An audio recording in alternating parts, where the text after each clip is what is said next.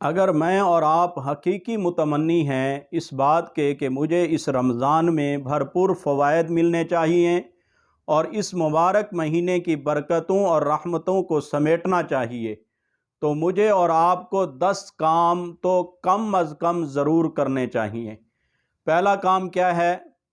پہلا کام رسول اکرم صلی اللہ تعالی علیہ وسلم کا یہ جو دین ہے، اس کی بنیاد یہ ہے کہ اگر زندگی میں کوئی کام کرنا چاہتے ہیں تو اپنی نیت کو خالص کریں۔ نیت ایک بنیاد ہوتی ہے، اساس ہوتی ہے، اور یہ عمل کی قبولیت کی ایک بڑی دلیل ہوتی ہے۔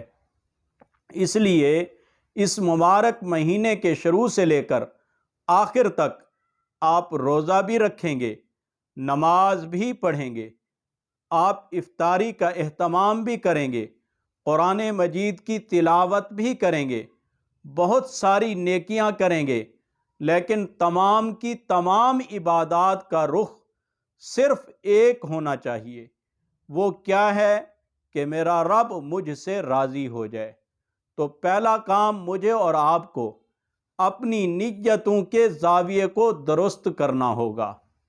اور اگر پھر بھی کوئی خوف ہے، کوئی ریاکاری کا اندیشہ ہے، پریشانی کا اندیشہ ہے، تو ہم ایک مرتبہ تحمل کے ساتھ وہ دعا دہرا لیں جس کو پڑھنے سے انسان ریاکاری سے بھی بچ جاتا ہے اور شرک سے بھی بچ جاتا ہے۔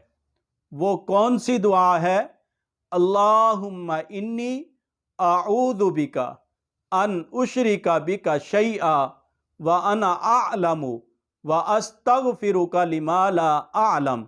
اس کا مفہوم یہ ہے کہ اے اللہ، میں تیری پناہ میں اپنے آپ کو دیتا ہوں کہ میں جانتے بوجھتے ہوئے تیرے سوا کسی کو شریک بنا بیٹھوں، یا میرے علم میں نہ ہو، نہ جان سکوں اور میں شرک کر بیٹھوں۔ ان دونوں صورتوں کے اندر میں اپنے آپ کو اے اللہ تیری پناہ میں دیتا ہوں۔ تو پہلی چیز کیا ہو گئی؟ پہلا کام جو ضروری ہے اور اس رمضان سے پہلے ہم نے کرنا ہے، وہ یہ ہے کہ اپنی نیتوں کا رخ جو ہے وہ صحیح سمت کے اوپر ہم نے ڈالنا ہے۔ اور دوسرا کام ہے دل۔ یہ جو دل ہے اس کو صاف کرنا ہے۔ جہاں ایمان کو سجانا ہے وہ جگہ صاف ستھری رکھنی چاہیے۔ یہ جہاں پر بہت سارا گرد و غبار ہوتا ہے، وہاں نور جلوہ فگن نہیں ہوتا۔ ایمان کی دولت اپنے سینے کے اندر اگر جمع کرنی ہے، اپنے سینے کے اندر ایمان کی مٹھاس کو بٹھانا ہے، تو ایک کام ضرور کرنا ہے کہ اپنے سینے کو، اپنے دل کو صاف کر لیں۔ کینے سے، حسد سے، انتقام سے، بغض سے، ہر قسم کی چیزوں سے اپنے دل کو صاف کریں، پھر دیکھیں ایمان کی مٹھاس اور ایمان کا مزہ کیسے نصیب ہوتا ہے۔ تیسرے نمبر پر جو تیسرا کام ہے رمضان المبارک سے پہلے جس کو ضروری کرنا ہے، رمضان کے فائدے کو، رمضان کی برکتوں کو، رمضان کی نعمتوں کو سمیٹنے کے لیے جو تیسرا کام کرنا ہے وہ یہ ہے کہ اپنے بوجھ ہلکے کرنے ہیں۔ اپنے گناہوں سے توبہ کیجئے۔ رمضان سے پہلے یوں سمجھیں، اگر آپ نے میدان میں اترنا ہے، یہ بھی ایک میدان ہے جو رمضان کا مہینہ ہے، میدان میں اترنا ہو اور آپ اپنے سر کے اوپر ایک بھاری بوری جو ہے اپنے سر کے اوپر رکھ کر آپ میدان میں اتریں، تو کیا بتائیں آپ دوڑ سکیں گے؟ بھاگ سکیں گے؟ مقابلہ کر سکیں گے؟ کسی صورت میں مقابلہ نہیں ہو سکے گا۔ آپ کے اوپر جو بوجھ ہیں گناہوں کے یا دوسرے جو بوجھ ہیں ان کو ہلکا کیجئے، پھر رمضان المبارک کے فوائد نصیب ہوں گے۔ اور گناہوں کے جو بوجھ ہیں وہ اتنے بڑے ہیں کہ ان کے سامنے بڑے بڑے بہادر وہ گر جاتے ہیں۔